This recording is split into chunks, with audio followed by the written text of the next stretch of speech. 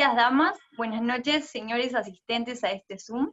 Bienvenidos todos. El día de hoy, el doctor Néstor Balqui nos hablará sobre las implicancias históricas que conlleva el proceso electoral del 2021 y sobre los efectos que ello tendrá sobre el Perú. El doctor Néstor Balqui es abogado graduado por la Pontificia Universidad Católica del Perú.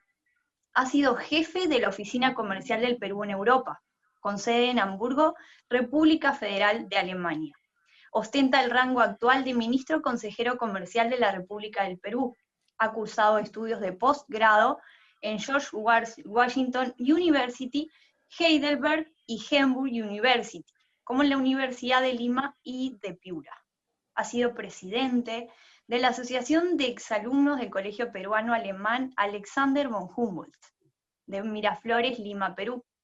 Subdirector del diario oficial El Peruano, 2 veces regidor por Lince, Execution Manager por Twyffer International de Hamburgo, Senior Tax de Alonso Castro y Asociados, y desde hace 15 años, gerencia Néstor Balqui Abogados. Es conferencista internacional, habiendo sido expositor en la Cumbre Mundial celebrada en Buenos Aires, Argentina, en 2017, en los años 2018 y 2019, recibió el Premio Internacional Continental del Latin American Quality Institute de la ciudad de Panamá por sus aportes al derecho y a la gobernanza. Con ustedes, por tanto, el doctor Néstor Balqui. Doctor, por favor, sus palabras. Muchas gracias, Romina. Muchas gracias a todos por estar presentes, por asistir, acompañarnos. Y vamos a iniciar en realidad con un saludo de solidaridad con todos los afectados por la pandemia. Este es un momento de todas maneras, muy grave que nos ha afectado a todos y que, como vamos a ver en la exposición, porque parte de ella se trata, es la continuación de una anterior que ya tuvimos. Estas pandemias son cíclicas en el mundo, ¿no? Y definitivamente pues va nuestro saludo inicial para todos aquellos que vienen sufriendo, han sufrido pérdidas lamentables y sobre todo que algunos amigos también ya no nos acompañan, ¿no? En homenaje a ellos también estas palabras, esta primera acercamiento dentro de lo que va a ser el proceso electoral del 2021 muy próximo y que se inicia como vienen siendo los procesos electorales en un medio muy convulso, más aún por lo dicho por la situación pandémica en general en el mundo y sobre todo por la situación económica que viene padeciendo el país, ya afectado por todas las innumerables gestos que ha dado el gobierno, pero que a su vez están en contraposición con un Congreso que de manera demagógica también está aplicando otras medidas, ¿no? Vamos a que, como lo dice bien Romina, el antecedente histórico pues de las elecciones o del poder en la historia de la humanidad pues data de siglos atrás, ¿no? Ya Hammurabi, pues ese rey de la Babilonia, 1750 años antes de Cristo, tenía y dio lo que existe incluso en el Louvre hasta hoy, aquella pues efigie que contiene talladas en piedra lo que fueron los primeros 242 artículos con los cuales se regían algunas incluso normas, la ley de Talión que le llamaban, con vigencia a la actualidad, ¿no? Y este código, el código de Hammurabi, como se llamaba este rey babilónico, este código precisamente, dice esa leyenda, fue entregado por el dios Shalem, ¿no? Entonces, vamos a que ahí se genera una primera acercamiento de que está muy vinculado el poder, la norma, con Dios, ¿no? Entonces, básicamente los anteriores, digamos, como para también generar una mayor aureola en el cumplimiento de sus normas, siempre venía aquella referencia a lo divino, ¿no? Dios está por encima de la ley, estas normas vienen de Dios, igual como hay otros antecedentes aún más antiguos al del Código de Hammurabi, ¿no? Entonces, vamos a que la referencia divina siempre es en momentos de la toma del poder y en momentos de acceder a la campaña, donde hay personas, hay analistas, donde no encuentran a veces en qué momento se produce esa conexión del mensaje entre el gran pueblo con el emisor, ¿no? Que en este caso el candidato, ¿no? Finalmente sabemos, en las campañas pues hay una lucha de discursos, ¿no? Los discursos son los mensajes y estos son los que finalmente se trasladan en lo que va a ser el día de la elección. El día de va a ser la transmisión de los votos. Pero siguiendo a esos antaños de Hammurabi, y ahí vemos pues que viene lo que le llaman ya más acá el Vox Dei, la voz del pueblo es la voz de Dios, ¿no? Vox Populi, Vox Dei, y también ahí hay una consecuencia y una concordancia entre lo divino con el acto electoral, con la decisión, ¿no? Frente a una decisión popular está la voz de Dios, ¿no? Lo divino siempre detrás de la decisión popular, el pueblo, Dios es el que elige al gobernante, ¿no? Esto se viene sucediendo desde el principio, desde esas épocas, 1750 años con Hammurabi, y que llega hasta nuestros días, pues, ¿no? Ahora, nosotros también en la vez pasada hacíamos mención a aquel cuadro, pues, muy famoso del Prado, este gran pintor, Peter Bruegel, que realiza este cuadro, el más grande, pues, ¿no? De la pandemia, en realidad, que se llama este homenaje, ¿no? A la muerte, ¿no? El triunfo de la muerte, que lo pinta, pues, Peter Bruegel en 1494, y que ahora uno lo puede visitar en el Museo del Prado en Madrid, donde están, pues ya lo pusimos la vez pasada, están todas estas naves que significaban el comercio exterior en el puerto y que vienen, pues, de ahí la cuarentena, ¿no? O sea, está el comercio exterior, o sea, esos galeones que entraban a puerto y traían la peste, porque esa peste negra, que es la más grande de la historia, estas pestes cíclicas, como decimos, estas pandemias son cíclicas, y esos galeones, pues, que entraban al puerto, eran detenidos, pues, todos los tripulantes, todos los comerciantes que venían en estos galeones, porque precisamente lo que requerían para que el pueblo nativo fuera salvado de la transmisión de la peste bubónica, que como ahora sabemos era a través de esas ratas, pues, que venían en los cargamentos, ¿no?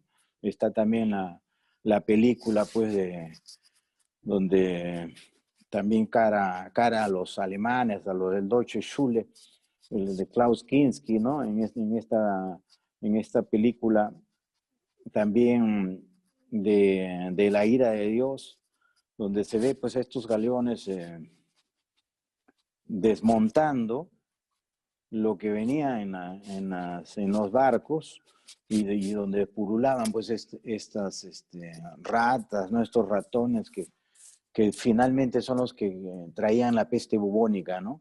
Entonces, toda esa peste lo traemos a colación por cuanto es un escenario actual. Obviamente ahora todos tenemos conocimiento de cómo se podía combatir una peste bubónica, pero en ese momento pues no habían esos conocimientos, igual que ahora no sabemos cómo poder combatir realmente al COVID-19, ¿no? Entonces, pero vamos a que esa peste negra se lleva 500 millones de personas, ¿no?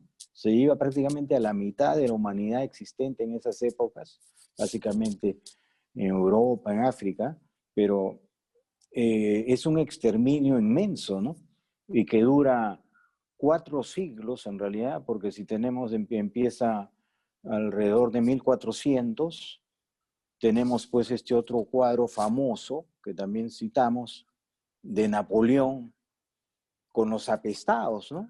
Napoleón en Jaffa, ¿no? O sea, bajando Israel, cuando retornaba de Egipto, donde había tenido una campaña sin pena ni gloria, Napoleón pues visita a estos soldados que se habían quedado en la ida y que habían contraído esa peste negra, ¿no? Entonces, Napoleón, al visitar a estos soldados, también es parte pues de una escena marquetera, digamos, actual, por cuanto precisamente, que también es un super cuadro que obra en el Louvre hoy, Napoleón y los apestados, es precisamente, ya había habido el cólera, ya habían habido otras pandemias, pero esos apestados de Jaffa son precisamente porque habían contraído la peste negra. Entonces vemos que desde 1400 hasta entrado 1800, porque en 1799 se produce esta revolución también,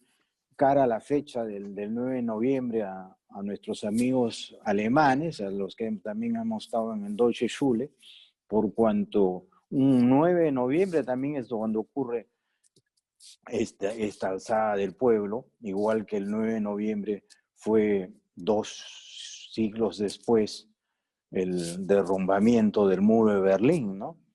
También un acto histórico importante que tuvimos la suerte de verlo de cerca. Estábamos nosotros a 2 horas de distancia, ¿no? Estábamos en Hamburgo cuando cae el muro de Berlín y termina pues esta gran fecha histórica donde termina totalmente la Guerra Fría.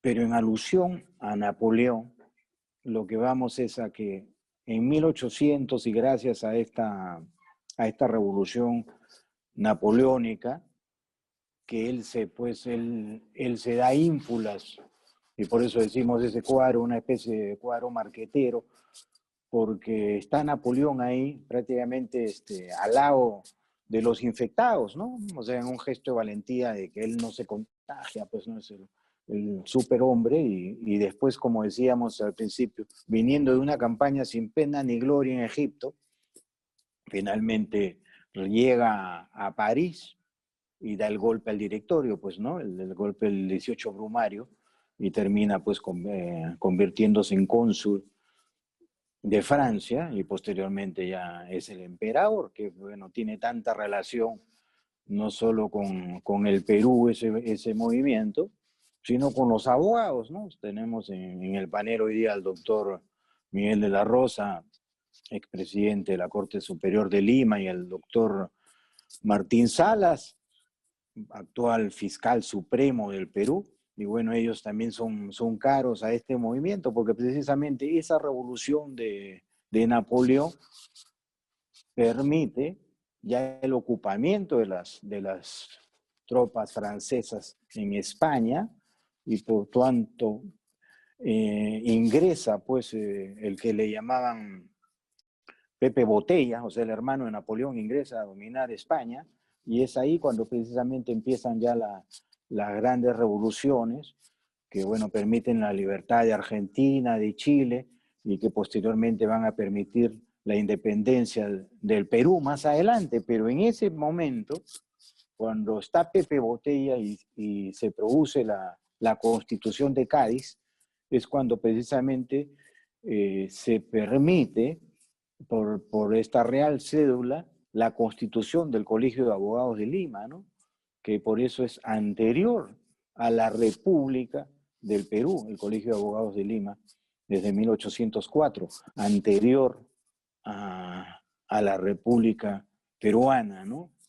ya por eso todo ese derrumbamiento del imperio español, ¿no? Gracias a toda esta revolución de Napoleón, gracias, bueno, Napoleón también, todos estos códigos napoleónicos que trae, ya no es el código de Hammurabi que venía, bueno, iniciador, pero esa gran revolución de Napoleón prácticamente es lo que la doctora Cecilia Bácula, a quien citamos también, ya pues ahí culmina finalmente la Edad Media y pasa la Edad Moderna, ¿no? Pero son esos 400 años que la doctora Bácula decía, pues este es como un momento en que la humanidad es como una liga, ¿no? Que se jala hacia atrás para luego dar un gran push hacia adelante, ¿no? O sea, es un momento en que la humanidad se contrae, pero yo diría, y ustedes también analizándolo bien, es también esa gran pandemia que hay, ¿no? O sea, esa peste negra que también dificulta un crecimiento, ¿no? Entonces, hay que ponerlas también un poco las barbas en remojo y viendo lo graves que pueden ser las pandemias para la humanidad y todo lo que pueden durar, ¿no? Esa pandemia duró 4 siglos, ¿no? 500 millones de muertos se llevó, ¿no? Persinémonos, obviamente, y deseemos que esto no ocurra y que ya pronto exista una vacuna. Claro, estamos en otros momentos, estamos en tiempos digitales, pero efectivamente son movimientos cíclicos y también lo que hace ver es que no necesariamente después van a ocurrir grandes cambios, ¿no? Bueno, lo hemos tenido también la pandemia del SIDA, hemos tenido otros tipos de pandemias, la gripe asiática que hay hace 100 años prácticamente, ¿no? La gripe asiática que ocurre en 1920 es también una pandemia también fuerte, prácticamente la más fuerte anterior a esta del COVID, ¿no? Pero el SIDA, el cólera, otras pandemias también hemos tenido y la hemos más o menos sabido manejar, ¿no? Pero vamos a que todo ello genera pues lo que ya con esta caída de estos imperios, la caída de estas monarquías, generan pues cambios también liberales, revolucionarios, ¿no? Y en Alemania pues, como sabemos, nunca hubo un reinado, ¿no? Nunca hubo, así como existió pues en España, como existió en Francia, donde con esta caída nunca más regresaron, ¿no? Nunca más regresó la nobleza, ¿no? Hay una explicación muy precisa que realizó hace poco Hugo Neira a propósito de un Zoom, ¿no? Que citó Oliver también. Oliver trajo al grupo el Zoom de Hugo Neira, donde realiza una explicación de por qué no regresan en Francia los reyes, pero en España esta caída y esta independencia que producen los pueblos permite que también en otras latitudes se den estos aires de libertad, ¿no? Y por ello traíamos a colación Alemania, donde si bien no hubo ningún reino, sí había una necesidad de unificar esos pueblos, ¿no? Entonces, Hegel, Schiller, Heidegger, hay pensadores que empiezan a enarbolar lo que Augusto Comte también mencionaba sobre aquel espíritu del pueblo, ¿no? Que estaba subyacente, decían ellos, y viene a colación de lo que decíamos el Vox Populi, Vox Dei, de aquel espíritu que se iba transmutando de cultura en cultura, decían ellos, ¿no? O sea, que había estado primero con la Grecia, ¿no? Que luego había pasado a Roma, luego se había trasladado a Constantinopla, y luego ellos veían, ¿no? También a inicios ahí de los albores del nazismo, veían luego este espíritu del pueblo se traslada a Alemania, ¿no? Ellos lo hacían en un sentido de unificar al pueblo alemán, ¿no? Pero ese espíritu del pueblo, ¿no? Ese Volksgeist, ¿no? que existe, es algo que también usan hoy los marqueteros, ¿no? Para dar explicación del por qué un candidato conecta finalmente con una población, por qué se da la capacidad de que el gran pueblo un momento decida el voto por determinada persona y no por otra, ¿no? Entonces, es parte ya de la modernidad, del marketing digital, pero que también hay un antecedente con este espíritu del pueblo que viene de antaño y que hoy pues es básicamente frente al mundo digital lo que debe ser el análisis y la investigación, ¿no? Básicamente estas elecciones del 2021 que vienen, en plena pandemia, y por eso hemos reiterado este tema, yo pienso que hay muy pocos marqueteros que ahora estén apuntando con un discurso, con un mensaje que ellos digan, acá con esto vas a ganar, ¿no? O que le digan a Axel, tú te presentas con este esquema y vas a ganar, Axel, las elecciones el 2021. Yo pienso que por más espíritu del pueblo y gran análisis que haya, por ahí no va a estar la cosa. ¿Por dónde deben apuntar los marqueteros que se precian de serlo, ¿no? No hay otra finalidad hoy para llegar a un diseño de campaña exitoso que la investigación. Investigación profunda del sentimiento que puede estar enarbolando en el sector popular mayoritario. Obviamente hay segmentos, está el Big Data que mencionaba Enrique Richter también antes, ¿no? Citando a esa película también famosa sobre el Brexit, pero que es también el Brexit parte de una revolución digital sobre procesos electorales ya últimos, ¿no?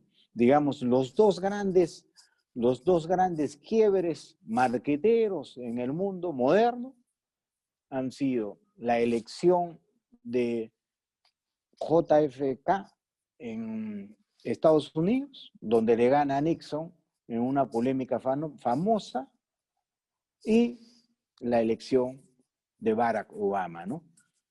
La de Kennedy, porque prácticamente inaugura lo que ya venía unos años en ese televisor de tubos, pero televisor al fin, esa capacidad que tiene ya ese mundo moderno, de mientras desde la caja boba registrar a los dos grandes candidatos que en polémica como hasta ahora ocurre en Estados Unidos, solo hay dos grandes candidatos que van a llegar al final, ¿no? No hay más, ¿no? Entonces eso, o el representante demócrata o el representante republicano. Y en ese caso, pues, en teoría, pues, Nixon era muy superior, pues, ¿no? Era por decirles, lejos, ¿no? Era un Armando Villanueva frente a un Andrés Townsend, ¿no? Pero un Andrés Townsend chico. O sea, que es muy lejos, muy superior, era Nixon. Pero, sin embargo, ya con la caja boba ahí, cambió en absoluto toda la temática de la elección y la decisión popular, ¿no? Porque es JFK, es John F. Kennedy, el que finalmente se impone, precisamente por la simpatía que irradia en la caja boba, que es algo totalmente distinto. Ya el líder carismático en la plaza no necesariamente es el líder carismático en la televisión, ¿no? Y eso es lo que también ocurre en el Perú, por ejemplo, al año siguiente, con la elección de Belaúnde contra Ayala Torre, ¿no? Ayala Torre también muy acostumbrado al discurso de la plaza, siendo un líder pues inmenso, sin punto de comparación prácticamente con Fernando Belaúnde.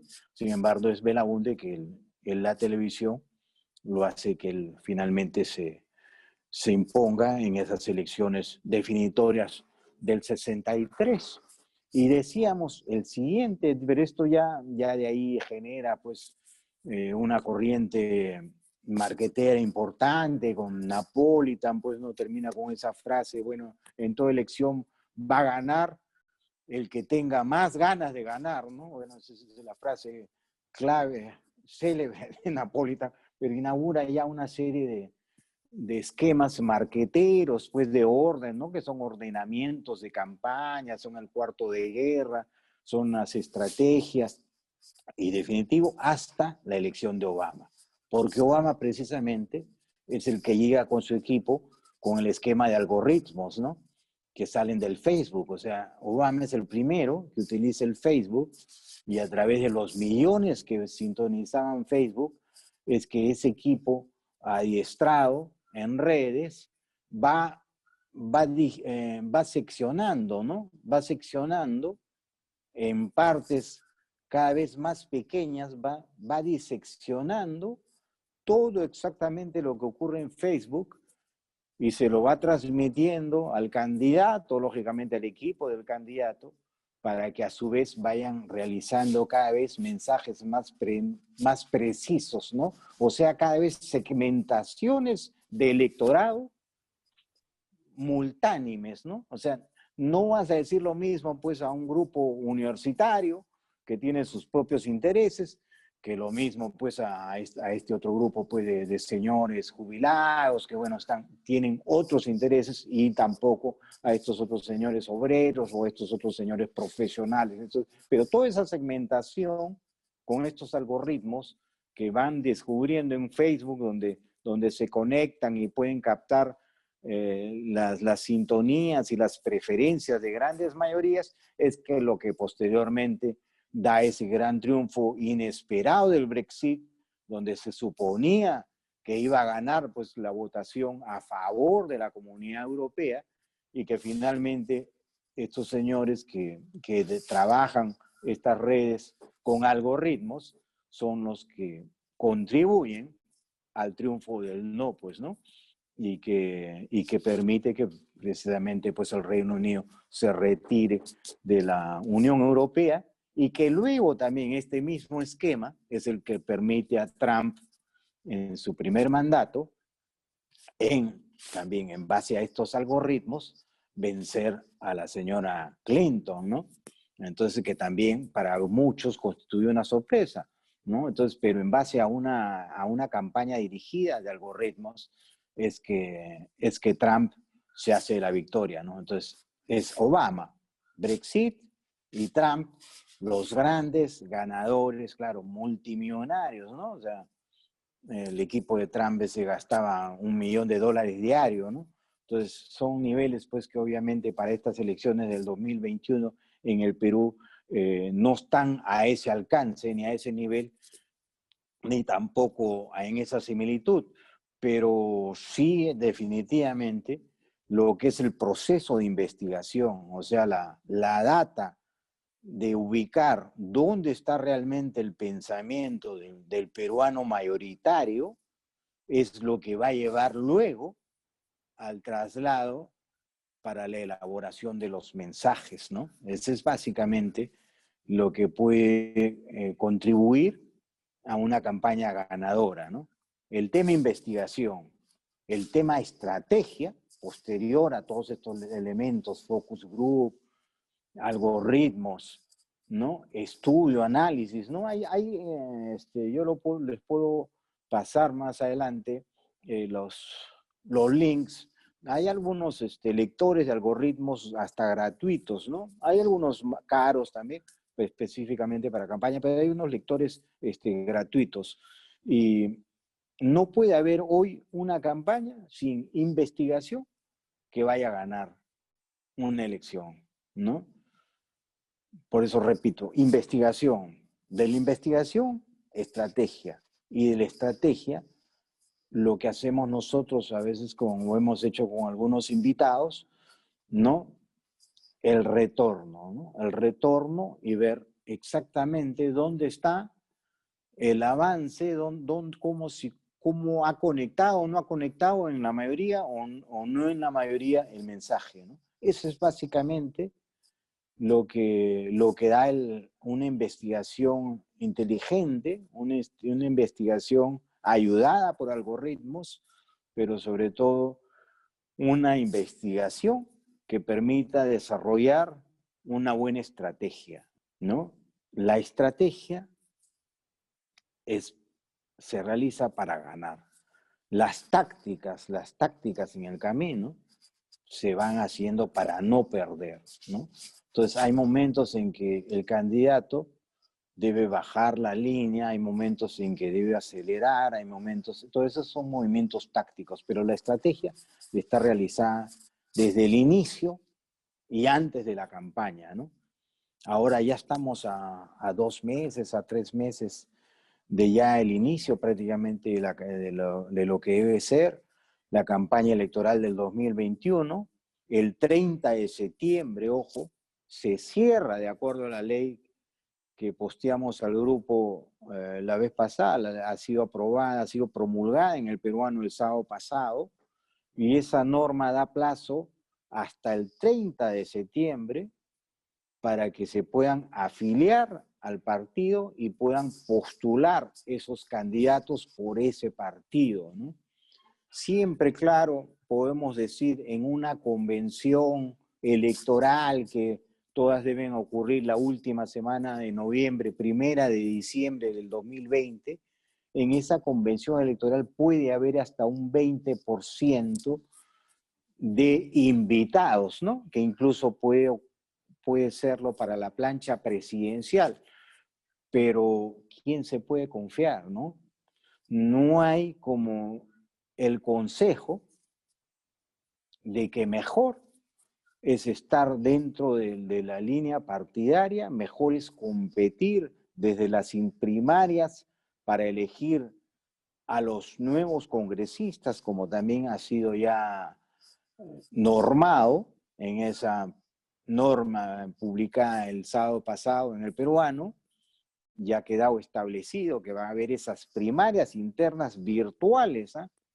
Todas supervisadas por la OMPE, por el tema del COVID precisamente, son todas elecciones virtuales y solo van a poder, como repito finalmente, participar aquellos que estuvieran inscritos al 30 de septiembre del 2020.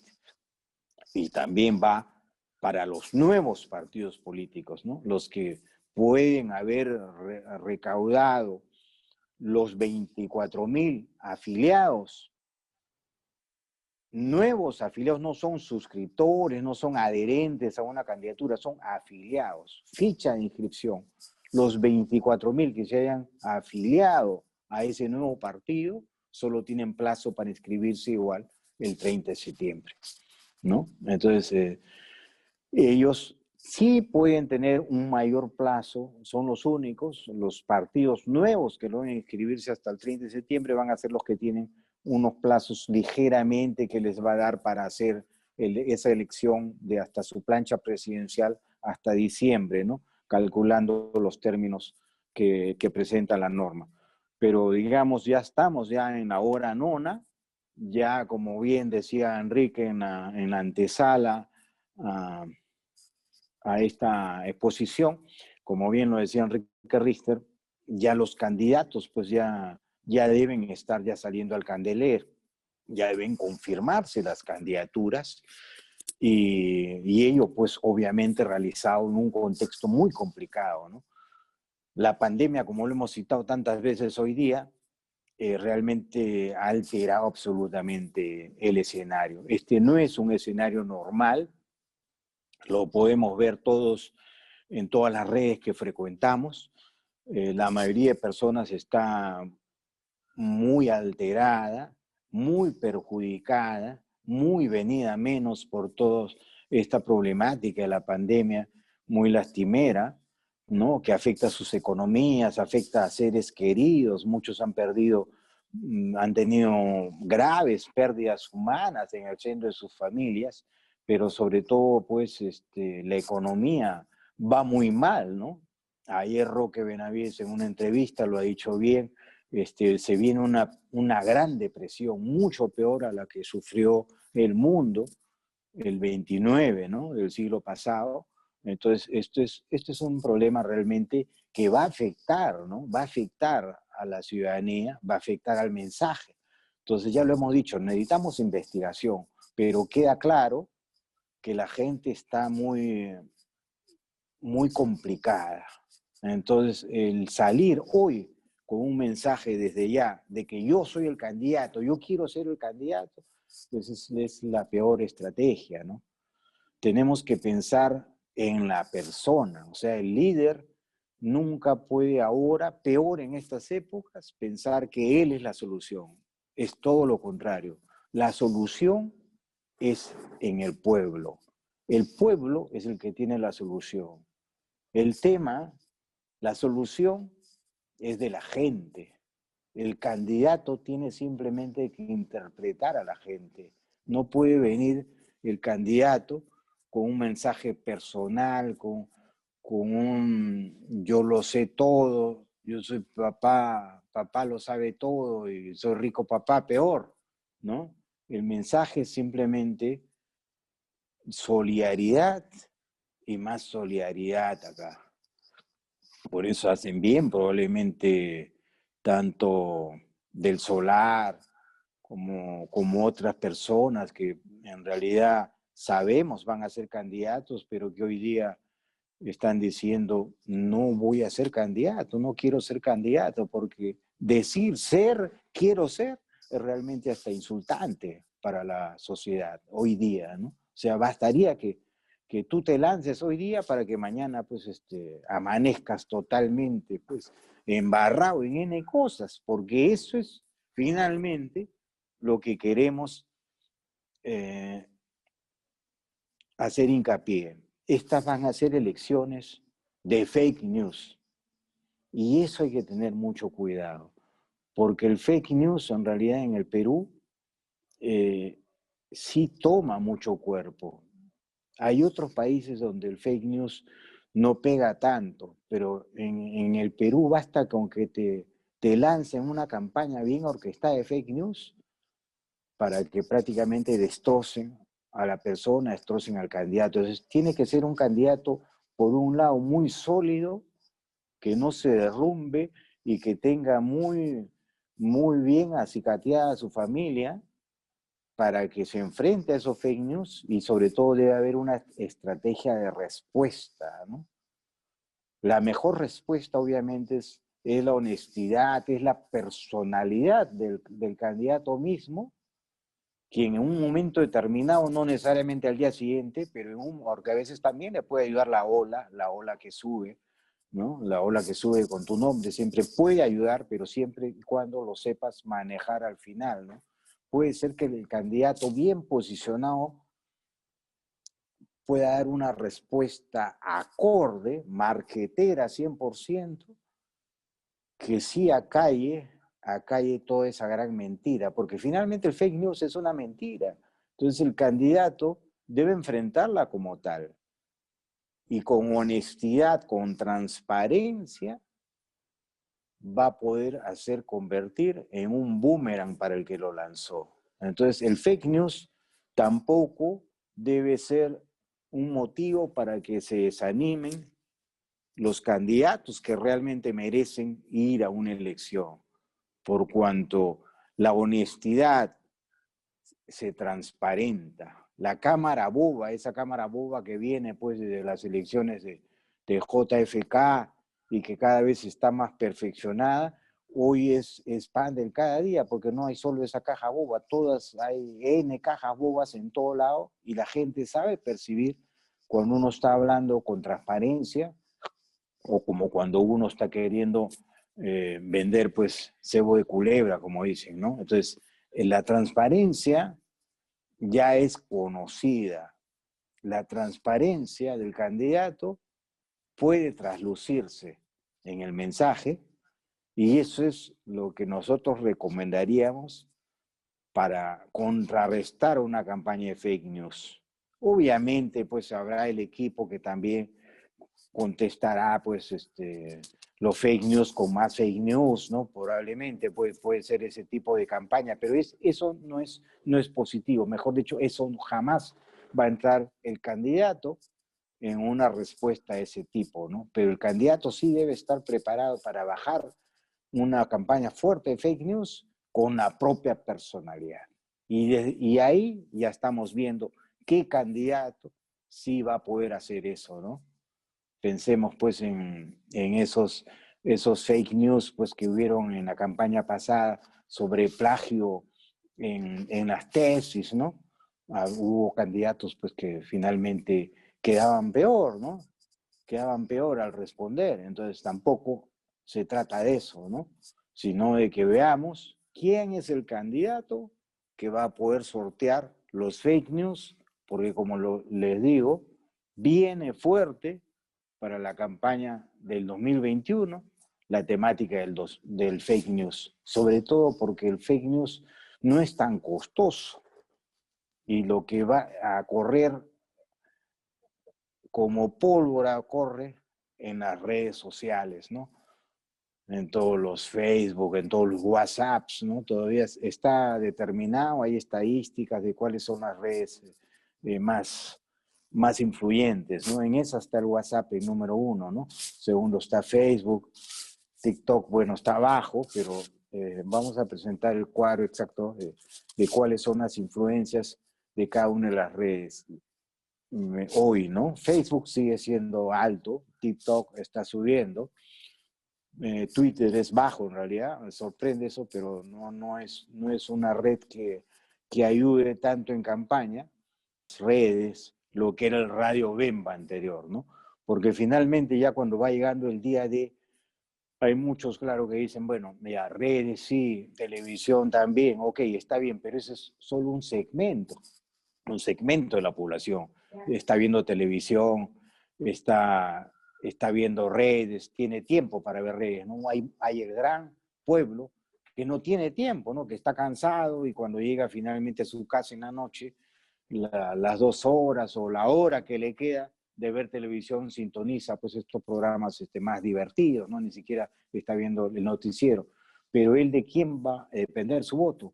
Va a depender su voto o de la cola o de la semana última de la elección y básicamente quién le traslada el voto, el sobrino, el hijo ilustrado, el que va a la universidad, el vecino inteligente, el que conversa, o la damita que existe también en el barrio, inteligente que también va a la universidad. Ahí está el predicamento.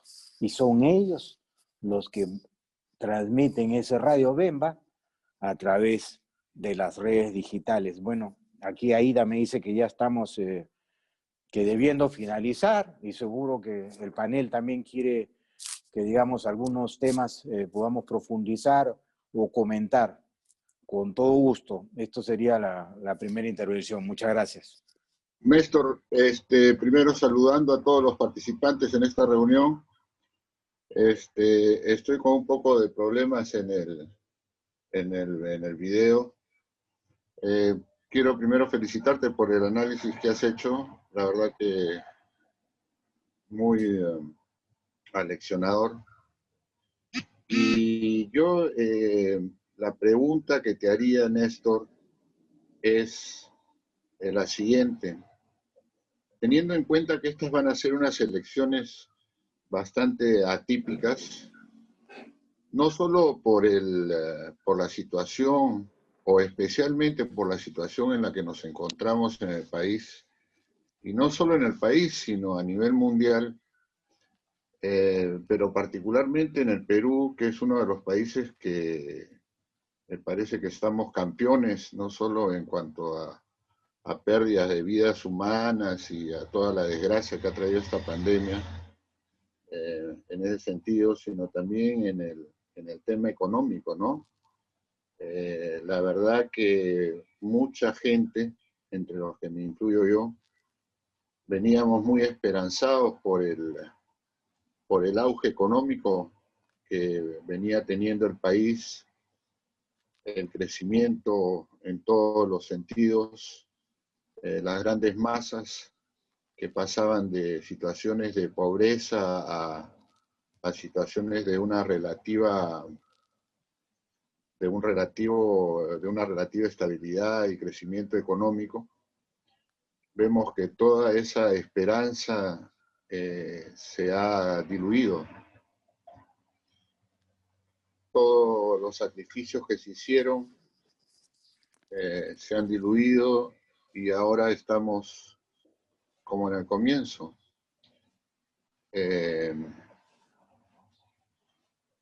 El candidato, me parece que el candidato que pueda alcanzar el triunfo va a tener que lanzar un mensaje esperanzador en el sentido de poder retomar ese crecimiento y esa vitalidad que se veía por todo el país, ¿no? Desde el más pequeño agricultor hasta el más pequeño obrero y toda la clase media en general, ¿no? Estamos partiendo prácticamente de cero.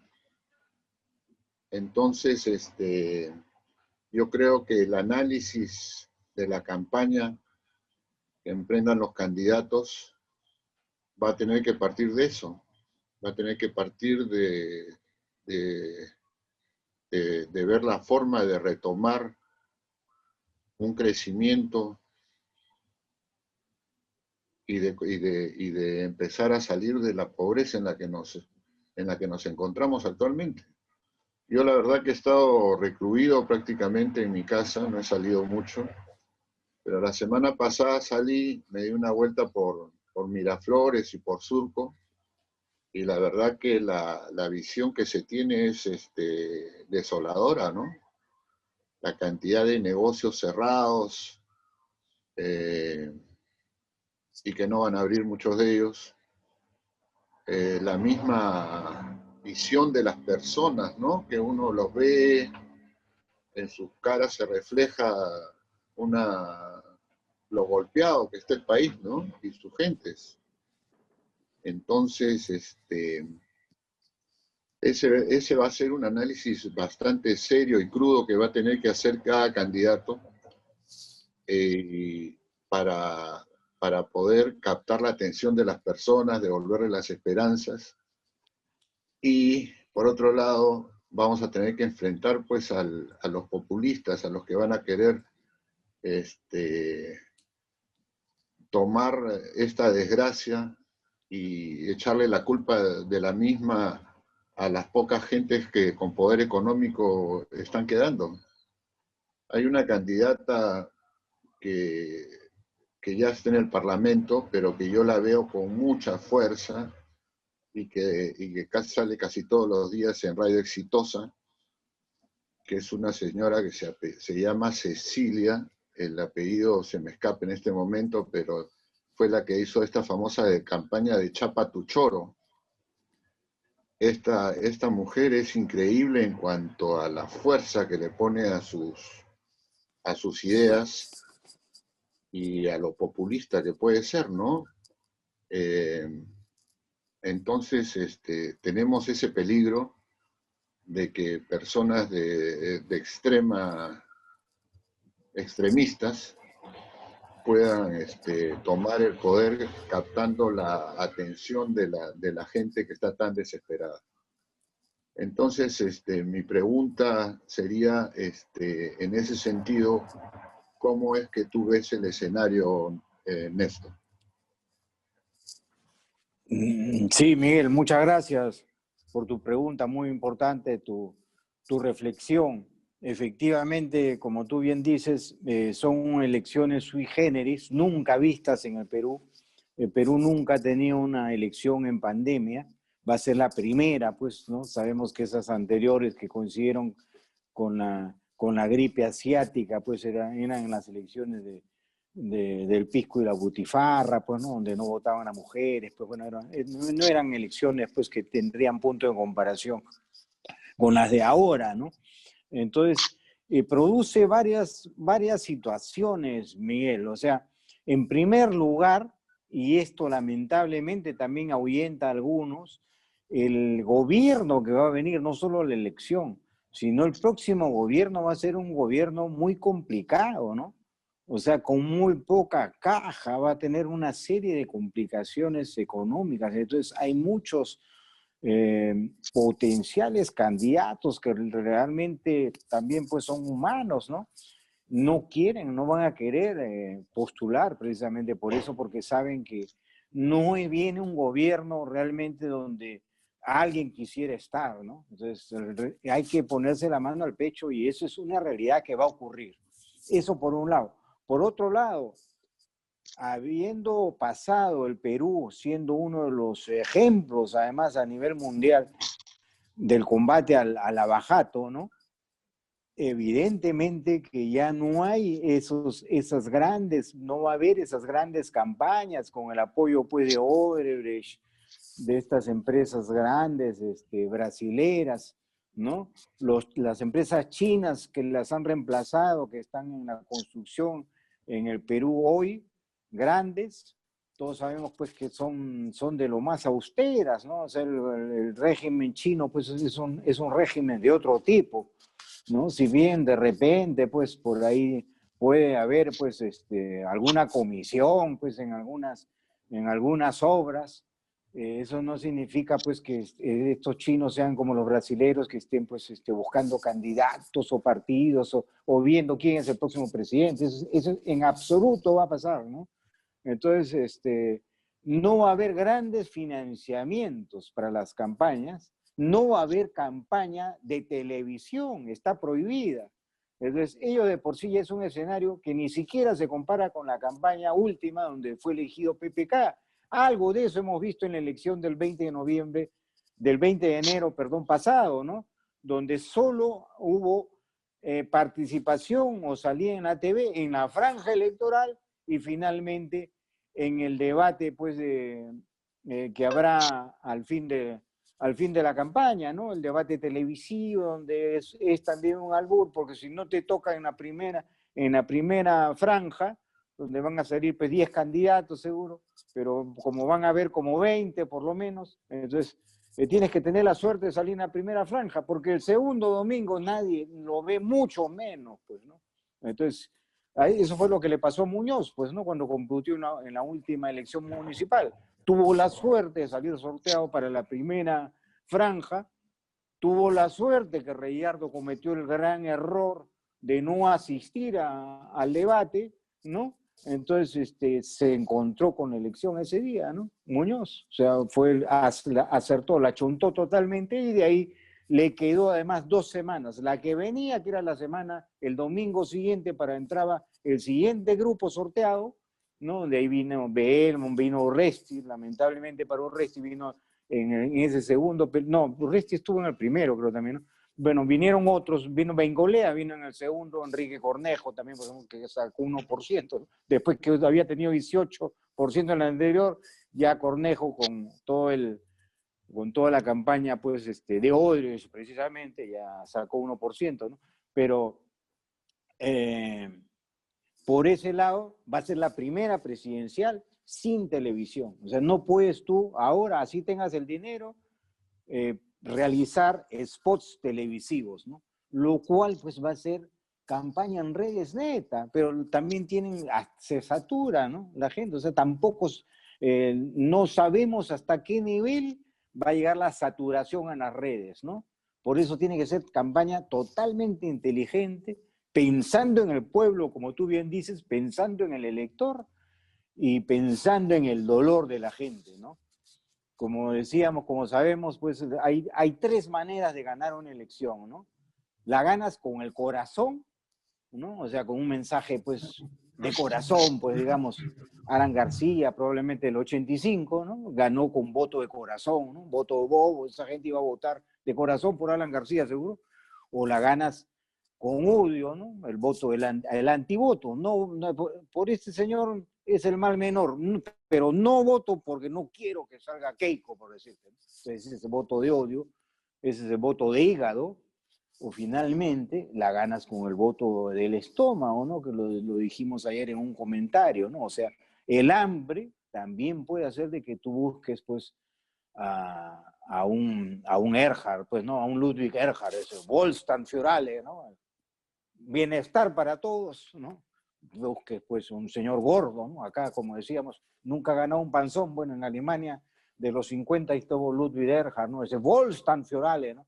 Ese, ahí está el panzón, el bienestar para todos, de repente, puede ser, o sea, también puede sonar a broma, pero realmente el hambre va a llevar también a una decisión importante. No pensemos tanto, por ahí se cree que los extremismos van a ser priorizados el 2021, ¿no? No necesariamente, ¿no? El Perú creo que al final va a tener que optar por una senda seria y por la senda que más vea le va a permitir un desarrollo, ¿no? Ordenado, con una persona honesta, con una persona transparente y exitosa además, ¿no? Que demuestre pergaminos, ¿no? No cualquiera puede llegar esta vez al sillón de Pizarro, precisamente por las condiciones pandémicas que hay, ¿no? Tiene que ser una personalidad muy adecuada, ¿no?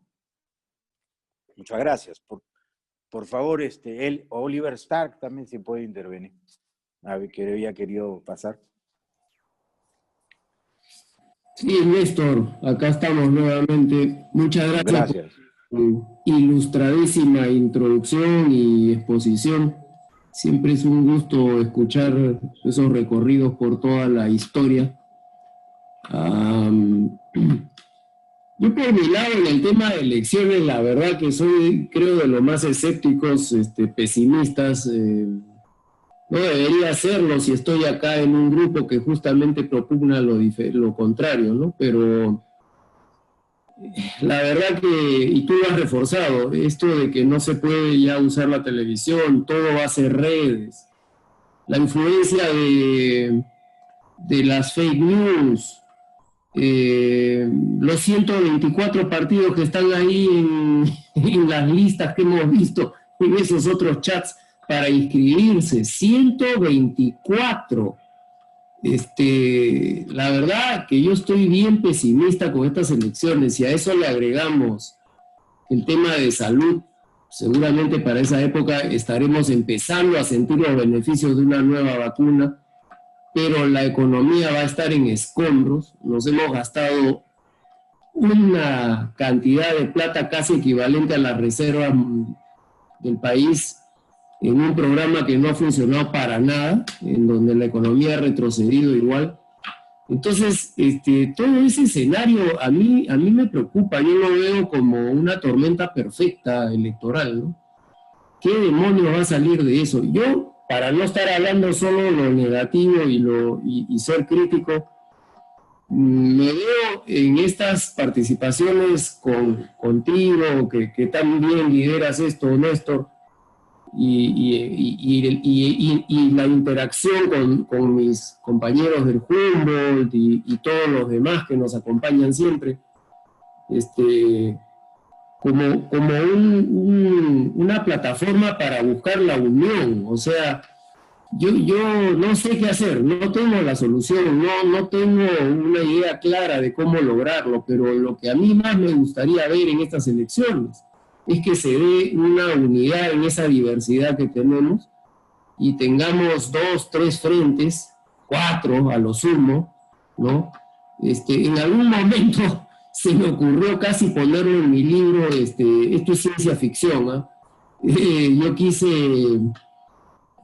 proponer que a nivel de Estado se concesione el espectro político, así como se concesiona el espectro radioeléctrico y se le da ciertas frecuencias a las radios.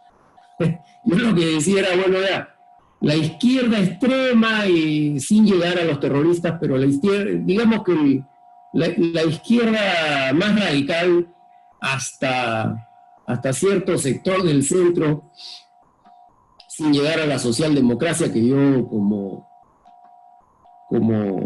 ideología política la veo como algo muy sólido y firme de acá al futuro, y ahí el APRA tiene un trabajo que hacer. Digamos, concesionar esa izquierda y solo permitir que vaya un grupo a representar ese segmento, esa concesión, llamémosle así. Repito, estoy hablando de ciencia ficción, ¿eh? Pero voy a soltarla igual, porque para eso son estos espacios, ¿no? Para intercambiar, para hacer brainstorming. Luego viene una socialdemocracia, ahí de cajón yo creo que estos dinosaurios llamados APRA deberían renacer. Luego está el centro, ahí tenemos pues varios y muchísimos. Ahí habría que hacer un esfuerzo también de lograr un frente, y luego toda la derecha, ¿no? Esa derecha que en toda la historia del Perú ha demostrado ser lo más desordenado que hay en el mundo, y nunca se ha unido. Pero igual, ¿no? Entonces tienes 4 espectros o 5 a lo sumo. Por ahí hay que de repente buscar a alguien ambientalista, tipo los verdes de Alemania, ¿no? Y de esa manera lograr que se achique la oferta electoral, ¿no? Y luego comienza el círculo virtuoso del electorado. Ya no va a estar confundido, va a tener una idea clara. Ajá, esta es la idea pro-estatista, esta es la idea pro-privado, este es un centro moderno, etcétera, ¿no? En fin, ya el tema ideológico no lo vamos a discutir ahora, pero ¿me entiendes, no? O sea, cerrar el espectro y de esa manera orientar al elector para que esta sea una elección inteligente, ¿no?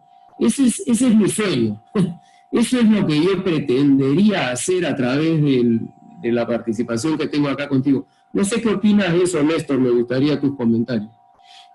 Sí, muchas gracias, Oliver. En realidad, el tema que abordas es el otro faltante que va a haber en esta elección, pues. A diferencia de todas las anteriores, en esta elección precisamente, Oliver, los grandes transatlánticos políticos del Perú, como son los de gran contenido ideológico, ¿no? El social cristianismo representado por el Partido Popular Cristiano, el PPC, y la socialdemocracia en realidad representada por el Partido Aprista, están pues absolutamente, prácticamente en naufragio, ¿no? Por tema de imagen, o sea, simplemente por mal manejo de imagen, por no haber sabido contestar bien a esas fake news que vinieron pues desde antes, ¿no? Y no haber hecho los cambios necesarios, pues, ¿no? Como analizaba un buen marquetero, los políticos no se dan cuenta, los políticos decía deberían ver a los campeonatos de fútbol, ¿no? O sea, ¿por qué el campeonato de fútbol genera siempre, por más allá que en algunos países pues el fútbol no funcione muy bien, el fútbol siempre tiene atención? ¿Por qué? Porque ahí hay unos señores dirigentes que tienen un entrenador, pero cuando ese entrenador no tiene buenos resultados, lo sacan, pues, ¿no? Lo echan. En cambio acá, los partidos políticos, hay varios partidos que han tenido pésimos resultados y no solo no sacan al entrenador, por decir, o sea, no solo no cambian al secretario general, sino que el secretario general se queda años de años. Entonces, eso es prácticamente decirle al pueblo, señores, a nosotros no nos interesa lo que ustedes piensan. Nosotros nos quedamos, pues, porque tenemos que quedarnos. Y se defienden, además, entre ellos, ¿no? No voy a decir, pues no voy a citar, pero hace tiempo que una personalidad pues grande en uno de esos partidos empezó a tener problemas. Entonces yo también en un grupo así como el que tenemos manifesté mi discrepancia inmediata porque le dije, no hay que defenderlo ese señor, no deben defenderlo, porque van a traerse abajo, se van a caer con todo el barco, van a hundir el barco. Si el señor tiene problemas penales, que los resuelva personalmente. Tu problema penal tú no lo puedes trasladar a una organización. Tú tienes que defenderte personalmente, te tienes que retirar de la organización o te hundes con organización completa. Hicieron mal en ese sitio, siguieron defendiendo a ese señor a rajatabla, entonces, bueno, ahí están las consecuencias, ¿no? Son maneras de no entender. Lo que sí entiende, pues, el entrenador de fútbol o el dirigente que cambia a ese entrenador, o el entrenador que cambia al mal jugador, pues lo estamos viendo ahora cuando salen pues algunos jugadorcitos por ahí que salen con problemas en la noche, inmediatamente son desaforados ahora, en 2 días, ¿no? Salen en la televisión, 2 días más ya no integra el equipo. Y eso está bien, los cambios tienen que ser inmediatos. Eso es lo que no han entendido esos señores. O sea, venía un problema y no, todos tenían que cobijarlo, todos salían a defenderlo. Así no es, así no es.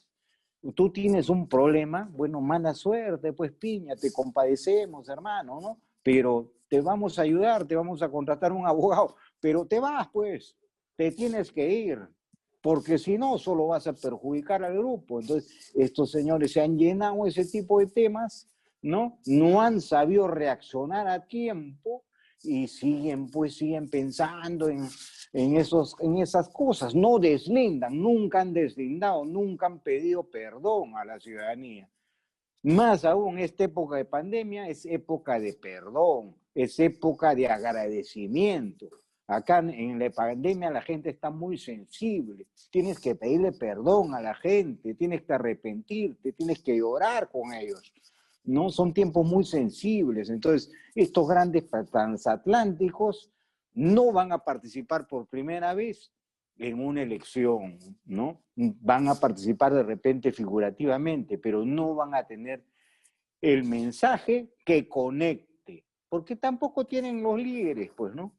Han tenido líderes, pues, que se han, como dije, no han cambiado los entrenadores a su tiempo, se ha quedado el mismo entrenador hasta viejo, y bueno, se ha caído con todo, pues, ¿no? Ha llevado el activo y el pasivo hasta, pues, hasta la N potencia. Entonces, esos partidos se han ido, pues, ¿no? El líder se fue, se van, pues, ¿no? Como ha ocurrido con tantos otros partidos que ya han desaparecido en el Perú, lo cual está muy mal. Yo saludo tu iniciativa, Oliver, de que sí deben continuar esos grandes conglomerados que representan a las grandes ideologías hoy, ¿no? La socialdemocracia como el APRA. Yo creo que en el APRA hay gente muy bien intencionada, como la en el Partido Popular Cristiano, pero no se han dado cuenta del gran daño de imagen que han hecho y que hasta ahora no lo saben reconocer, ¿no?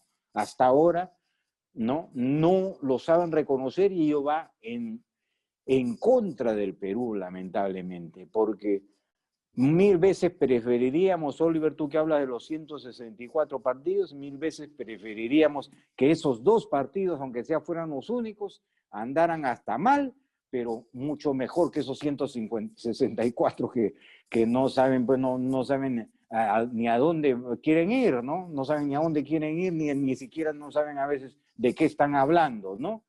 Entonces, ese va a ser un gran problema, Oliver, de la elección del 2021. No hay los grandes transatlánticos, y entonces lo único que va a quedar es que los grandes transatlánticos ingresen a esos frentes, pues, ¿no? A esos 2 o 3 que, como tú bien dices, sea lo que ocurra, que es lo que ha previsto Salvador del Solar, ¿no? En esa famosa entrevista en Cuarto Poder de hace unos domingos, donde él se expresa, pues, de que él no quiere participar porque él dice, no pueden haber acá individualidades que representen a la ciudadanía. La ciudadanía tiene que ser representada por colectividades. Entonces, mientras no hay una propuesta común grande, yo no participo, ¿no? Y pienso que Roque Benavides también estaría por ahí. ¿Sí, Oliver?